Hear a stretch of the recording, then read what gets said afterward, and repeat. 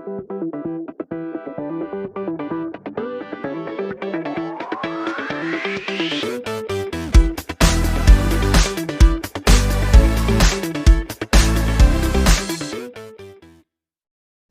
वालेकुम and welcome to Ibrahim academy.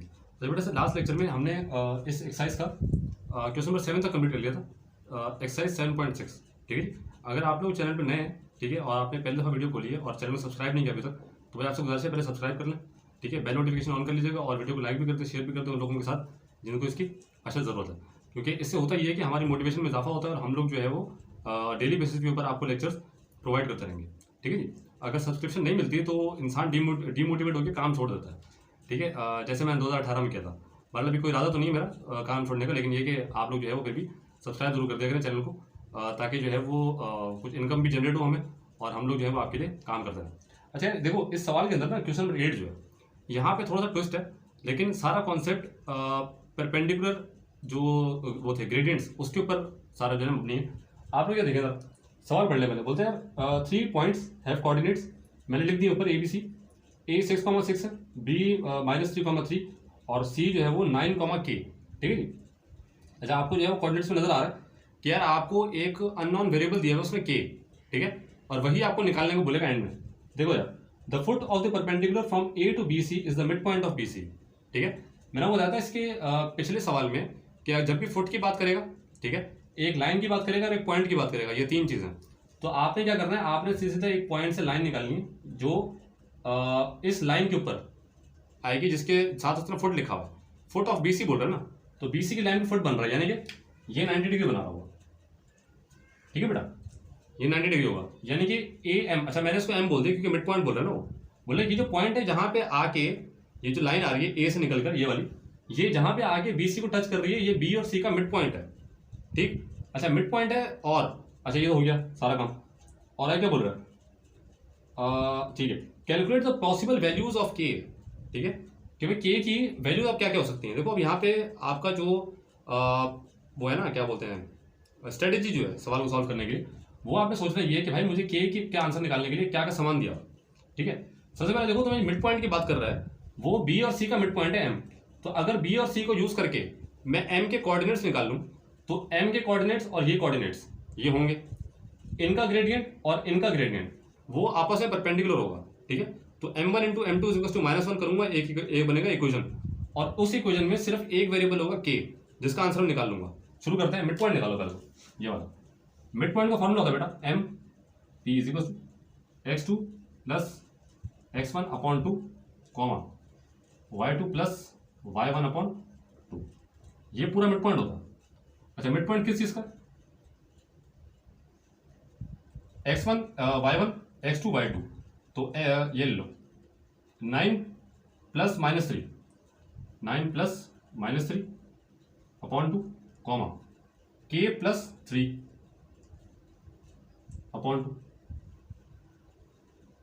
Mid point equal to 9 - 3। अच्छा, plus minus minus हो जाएंगे भाई, सही है, 6/2, K + 2, कुछ हो नहीं सकता इसका, एज इट इज रहेगा, 2 × 2 3।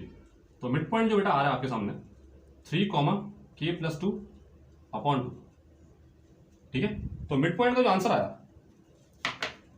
कंफर्म कर ले, 3,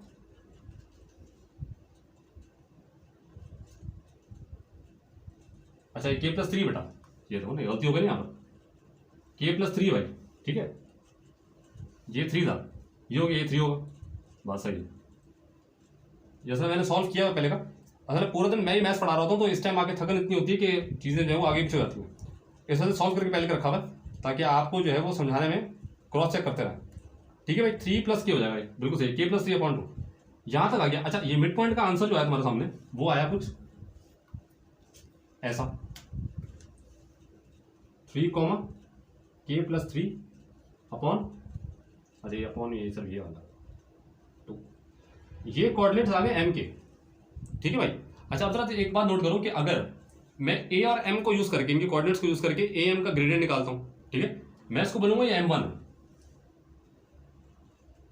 और B और C की जो लाइन का M होगा वो M2 होगा, और ये दोनों लाइंस यानी कि AM की लाइन और BC की लाइन ये आपस में परपेंडिकुलर है। तो इन दोनों के ग्रेडियंट्स को जब मल्टीप्लाई करूंगा तो आंसर -1 आना चाहिए, और उसी इक्वेशन के अंदर के भी होगा जिसका आंसर आपने निकालना है। ठीक है जी, तो शुरू करो। सबसे पहले एम निकाल लो, यानी कि gradient M of B C निकालें पहले। तो एम ऑफ बी सी ये हो जाएगा y2 minus y1 upon x2 minus x1। ठीक है भाई, m1 बोलता हूँ उसको मैं। अच्छा ये m2 है बल्कि, b और c का जो ग्रेडियंट है m2 है भाई, सही, इज इक्वल टू। अच्छा तो देखो y2 कितना है, k minus 3 upon 9 minus -3, m2 equal to k minus 3 upon 9 plus 3 कितना हो भाई, 12 हो गया, 10 11 12। ठीक है भाई, ये m आ गया किसका, कितना है भाई k, अच्छा ये सही है, k माइनस 3 अपॉन 12 बिल्कुल सही है। इसको लिख लें k माइनस 3 अपॉन 12, ये m2 का आंसर है। एक काम करो यहाँ m2 इसको लिख लो यहाँ पर, ये m2 का आंसर यहाँ पे सेव कर लें आप लोग। ठीक है, अब इसी तरह m1 का आंसर निकालते हैं a और m को यूज करके, m के कोऑर्डिनेट्स। ठीक है, ठीक है, इसको कर लो am, चलो इसको m1 बोल दो, ये m1 था हमारे सामने ये वाला, तो इसका y2 कितना है, y ये वाला ले लो, k plus 3 upon 2 minus 6, k plus 3 upon 2 minus 6, ये पूरा, अच्छा पूरा ब्रैकेट में लिखना है ताकि पता लगे fraction, 3 minus 6 m1 equal to, अच्छा ये इसका एलसीएम आएगा, k प्लस 3 माइनस 2 6 12 हो जाएगा ये, अपॉन 2, ये पूरा ब्रैकेट में, और ये अपॉन पूरा आएगा बेटा कितना, -3। ठीक है, अब फर्दर सॉल्व करें इसको, डायग्राम मिटा दे रहा मैं, हालांकि जगह नहीं है, ताकि आप लोगों को पता लगता रहे क्या हो रहा है। ठीक है भाई, m1 equal to k minus 12 क्या 11, हाँ 9 हो गया, अपॉन 2 ये पूरा, और डिवाइडेड बाय -3। अब सर -3 क्या करूँ बेटा, -3 के लिए अब आओ क्या करना, आप इस -3 को आगे जाकर डिवाइड करवाएं, k minus 3 upon 2 divided by -3। ठीक है, देखो ये -3 फ्रैक्शन में था ना, तो मैं उसको आगे ले जाकर मैंने डिवाइड का साइन लगा दिया, अब यहाँ से रेसिप्रोकल होगा ये, m1 equal to k minus 9 upon 2 multiply by -1 upon 3। ठीक है भाई, ये अपॉन में 1 था, जब आपने डिवीजन को हटा के मल्टीप्लिकेशन लगाया तो ये न्यूमरेटर चला गया डिनोमिनेटर में, डिनोमिनेटर आ गया न्यूमरेटर में, इसको बोलते हैं रेसिप्रोकल। ठीक है जी, चलो अब इसको मल्टीप्लाई करवा लो, m1 इक्वल टू -1 इंटू के माइनस के, -9 इंटू -1 प्लस 9 अपॉन 3 इंटू 2 6 हो गया। अच्छा ये जो आया ना, अच्छा इसको थोड़ा अरेंज कर लो यार, ये थोड़ा अजीब सा लगा, m1 का जो आंसर आ रहा है बेटा, 9 को पहले लिख लो और माइनस के आगे लिख लो। ठीक है, ये साइकोलॉजिकल तौर पे थोड़ा सा अजीब लगता है। ठीक है भाई, चलो m1 भी आ चुका और m2 भी आ चुका, कंफर्म कर लो, 9 माइनस के अपॉन 6 बिल्कुल सही है। अब जरा एक बात नोट करो, अब देखो ये जो दोनों m है, m1 और m2, ठीक है, ये परपेंडिकुलर लाइन के ना, तो इसके लिए तुम लोगों को फॉर्मूला लगाना पड़ेगा ये वाला, m1 m2 is equal to -1। अच्छा m1 जो है वो ये 9 माइनस के अपॉन 6 ब्रैकेट, और m2 जो आया वो ये आया था k minus 3 upon 12 is equal to -1। देखो ये आ गए फाइनल इक्वेशन। अब इस इक्वेशन को आपने सॉल्व करना। अब जरा यहाँ एक बार नोट करो कि यहाँ पे k के अलावा और कोई वेरिएबल मौजूद नहीं है, ठीक है, और इज इक्वल टू के दोनों साइड पे चीजें मौजूद हैं, इसका मतलब k का आंसर आप निकाल सकते हैं। ठीक है, सॉल्व करते हैं। 9 इंटू के 9k, 9 इंटू -3 -27, माइनस के इंटू के minus k square, minus minus plus हुआ k इंटू 3 3k। ठीक है बेटा, हाँ, अपॉन 12 इंटू 6, 12 इंटू 6 का जो आंसर आता है ना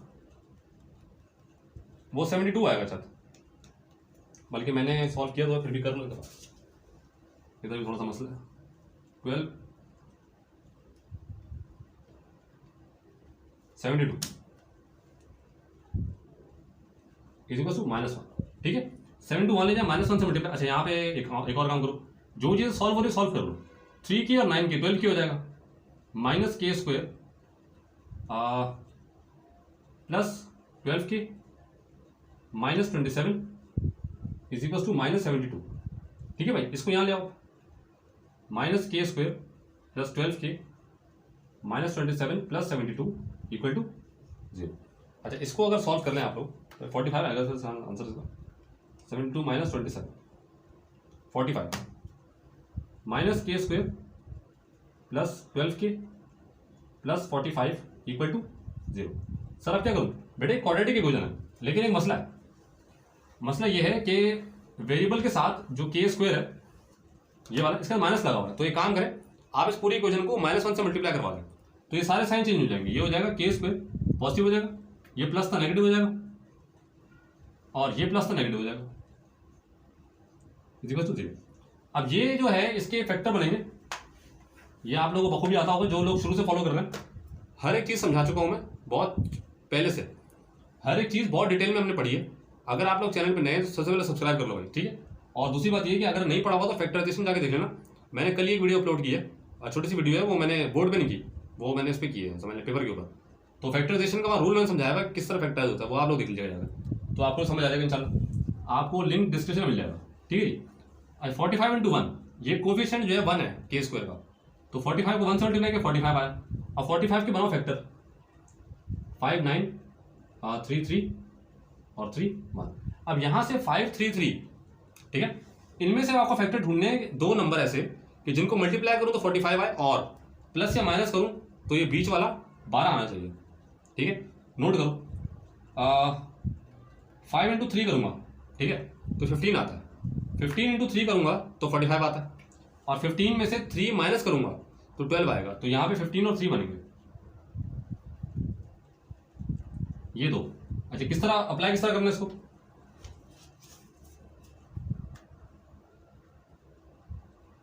हाँ सही बन रहा, 15 और 3 ही है, ठीक है। के स्क्वायर अच्छा -15 के plus 3k minus 45 equal to 0। अब आप नोट करो कि यहाँ पे के स्क्वायर को नहीं छेड़ा और यहाँ 45 को नहीं छेड़ा, सिर्फ इसको ब्रेक किया, और ब्रेक करने का तरीका मैंने बता दिया आपको। इन दोनों को सॉल्व करेंगे तो ये आना चाहिए माइनस में ना, तो इनमें से कॉमन लो, के कॉमन आया, के यहाँ बचा और -15 यहाँ बचा, प्लस 3 कॉमन आया, के -15 0, के प्लस 3 और के -15 इक्वल टू 0। अब दो पॉसिबिलिटीज, के प्लस 3 इक्वल टू 0 और दूसरी के -15 इक्वल टू 0। यहाँ से के का आंसर जो आएगा -3 आया, और यहाँ से के का जो आंसर आया बेटा वो 15 आया, खत्म। ये करना था, -3 और 15 आंसर आ रहे हैं, ठीक है जी। क्वेश्चन नंबर 8 ये कंप्लीट हुआ यहाँ पर। अब देख रहे थे क्वेश्चन नंबर 9 उसके 4 पार्ट है, ठीक है। 9 देखो, चलिए क्वेश्चन 9 देखते हैं। 9 पे आसान है, सही, मसला नहीं कोई। और ये डायग्राम थोड़ा सा आपको देखना था अपनी माइंड के अंदर, या फिर रफ में ये डायग्राम बना के देख लीजिएगा, ताकि आपको पता लग जाए कि कौन सा m कहाँ से निकालना है, कौन सा m किसके बराबर नहीं होना चाहिए, होना चाहिए, ठीक है, और कौन सी इक्वेशन कहाँ से आ रही है। अब जरा सुनो, बोलते हैं calculate the perpendicular distance from the given point two the given line, ठीक है। एक पॉइंट दिया हुआ है और एक लाइन दी हुई है। बोल रहे यार एक पॉइंट है ये वाला, यहाँ से परपेंडिकुलर डिस्टेंस निकालो इस लाइन तक का, यानी कि यहाँ तक का, ये वाला। मैं इसको बोल देता हूँ, ये पॉइंट जो है इसको नाम देता हूँ बी। देखो मुझे ए से लेकर बी तक का अगर डिस्टेंस चाहिए, ठीक है, तो मुझे डिस्टेंस फॉर्मूला यूज करना पड़ेगा। उसके लिए मुझे बी के कोऑर्डिनेट चाहिए, ये वाले, ये एक्स और वाई, ठीक है। ये एक्स और वाई कैसे आएंगे, ठीक है। देखो एक बात सुनो, ये दो, मैं बोलता हूँ ये जो पहली लाइन है ये है L1, इसका जो ग्रेडियंट होगा वो M1 होगा, ठीक है। ये जो लाइन है ये L2 है, और इसका जो ग्रेडियंट होगा वो M2 होगा। अब ये बात थोड़ी सी यहाँ पे ना देखने वाली, तो अब जरा देखो जो नीचे लाइन दी हुई है L2, ठीक है, जिसकी इक्वेशन तुम लोग को दी हुई है। अब मैं अल्फाबेटिकली बात करूंगा, L2 और L1, ये L1 है, ये L2 है। L2 का अगर मुझे ग्रेडियंट पता लग जाए, ठीक है, यहाँ से निकाल सकता हूँ इसकी इक्वेशन से, तो उसको यूज करके मैं M1 निकालूंगा, यानी कि L1 का gradient M1 into M2 is equal to -1 करके। जब मेरे पास इसका ग्रेडियंट आ जाएगा तो इसका ग्रेडियंट और इस पॉइंट को यूज करके L1 की इक्वेशन निकालूंगा, जैसे कि उसने L2 की इक्वेशन आपको दी हुई है। जब ये दोनों इक्वेशंस आ जाएंगी तो दोनों इक्वेशंस को साइमल्टेनियस सॉल्व करूंगा, तो ये इंटरसेक्शन पॉइंट आएगा जिसका नाम बी है, ठीक है। तो भाई शुरू करते हैं। अच्छा, फिर ये जब ये पॉइंट आ जाएगा तो फिर इसको और इसको यूज करके डिस्टेंस फॉर्मूला लगाऊंगा और इनके बीच का डिस्टेंस पता लग जाएगा। तो सबसे पहले आपने करना क्या, अरेंज करें पहले, तो इसको अरेंज करो, 3x 4y plus 2 equal to 0। यहाँ से काम करो, y को वहाँ ले जाओ, 3x plus 2 equal to 4y। अब 4y equal to 3x plus 2, ये आगे पीछे लिख दिया मैंने, कोई मसला नहीं है, आप इसको यहाँ लिख दें, इस पूरे को वहाँ लिख दें। y is equal to 3/4 x plus 2/4, 2 1 और 2 2। y is equal to 3/4 x plus 1/2। बेटा y is equal to mx plus c which is the standard form of straight line. m नजर आ रहा है आपको कितना, L2 का 3/4, तो बेटा m2 का जो यहाँ पे आंसर आ रहा है वो 3/4, ठीक है। अच्छा, ये जो 3/4 आ रहा है, अब इसको यूज करके आप m1 निकालें, जो कि L1 का एक m है, यह आ जाएगा m1, m2 is equal to -1। m2 कितना निकाला, 3/4 इज इक्वल टू -1, यहाँ शिफ्ट कर दो, m1 is equal to -4/3। m1 भी आ चुका, m1 का आंसर -4/3, ठीक है। इसका उसका m आ गया। अब इस m को और इस जो पॉइंट है a वाला, वैसे उसने a बोला नहीं हुआ, मैंने लिख दिया 4,1 को मैंने a बोल दिया ताकि मैं अल्फाबेटिकली बात कर सकूं। इस m1 को और a को यूज करके अब आप इक्वेशन निकाल लें L1 की,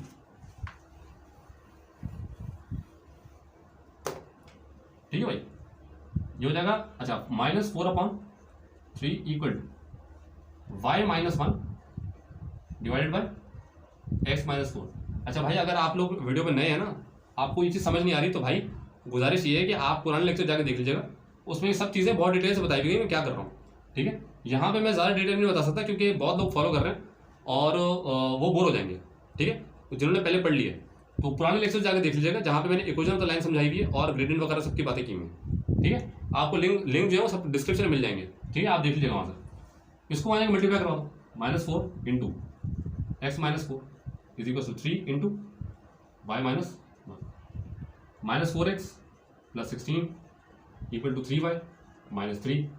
अच्छा, अब ये इक्वेशन एक काम करो, इनको वहाँ ले जाओ, यहाँ बचेगा 0 इक्वल टू 3y, ये प्लस 4x हो जाएगा वहाँ जाकर, ये -3 ऑलरेडी था और ये गया -16 हो गया, 0 equal to 3y plus 4x -19। यार अजीब सा लग रहा है, 3y, हाँ सही है। एक काम करते हैं, आप इनको यहाँ ले आओ यार, हाँ इसको यहाँ ले आओ, -4x plus 19 equal to 3y, या फिर 3y equal to -4x plus 19। ये L2 की इक्वेशन आई है, ठीक है, सॉरी L1 की इक्वेशन आई है। L1 की इक्वेशन भी आ चुकी, ठीक है। L1 की इक्वेशन लिख लो, कितनी आएगी, 3y is equal to -4x plus 19। ये इक्वेशन भी आ चुकी है और नीचे वाली जो इक्वेशन है L2 की वो भी है। अब इन दोनों को साइमल्टेनियसली सॉल्व करेंगे तो इनका इंटरसेक्शन पॉइंट आएगा जो कि B है, ठीक है, जो कि आपको निकालना है। आप साइमल्टेनियसली सॉल्व करते हैं भाई, चलो शुरू हो जाता। चीज़ें इतनी मुश्किल नहीं है, आसान चीज़ें। तो मैं थोड़ा सा एक काम करो, इस इक्वेशन से पहले y बना लो subject, 3y equal to -4x plus 19, ठीक है, y equal to -4x plus 19 upon 3, ये इक्वेशन 3 आएगी। अब इस इक्वेशन 3 को आर रखते हैं इसके अंदर, 3x -4, y की जगह पूरे को पूरा y आ जाएगा, 4x प्लस 19 अपॉन 3, ठीक है, 4y प्लस 2 इक्वल टू 0। अब इसको सॉल्व करते हैं और देखते हैं कि x का कोऑर्डिनेट कितना आता है, ठीक है। आगे चलो, 3x, अच्छा ये 4 सबसे मल्टीप्लाई होगा, प्लस 16x माइनस 19 इंटू 4 कितना होता है भाई, 76 होगा, ठीक है, 76 अपॉन 3 हो गया प्लस 2 इक्वल टू 0। एलसीएम ले लेते हैं, 3 एलसीएम आएगा, ये नीचे 1 है, इसके नीचे भी 1 है, तो 3 से मल्टीप्लाई होगा, ये भी 3 से मल्टीप्लाई होगा, ये 1 से होगा, ये पूरे का पूरा 1 से होगा, और ये भी 3 से होगा, ये भी 3 से होगा, ठीक है, ये 9s हो गया, प्लस पूरा 1 से मल्टीप्लाई हुआ, ये एज इट इज आ गया, प्लस 3 इंटू 2 6 हो गया इक्वल टू 0। ये 3 आ जाएगा, मल्टीप्लाई कराओ, 0 से 0 हो जाएगा। और अब एक काम करते हैं, 16 + 9 ये कितना हुआ 4, ये 5 हो 25, 25x ये हो जाएगा -70 = 0। इसको मान लीजिए x will be equal to 70 upon बाकी 25 लिख दो पहले। तुम लोग बोलोगे सर क्या हो रहा है, ये अजीब सा। ठीक है 14/5 आ रहा है,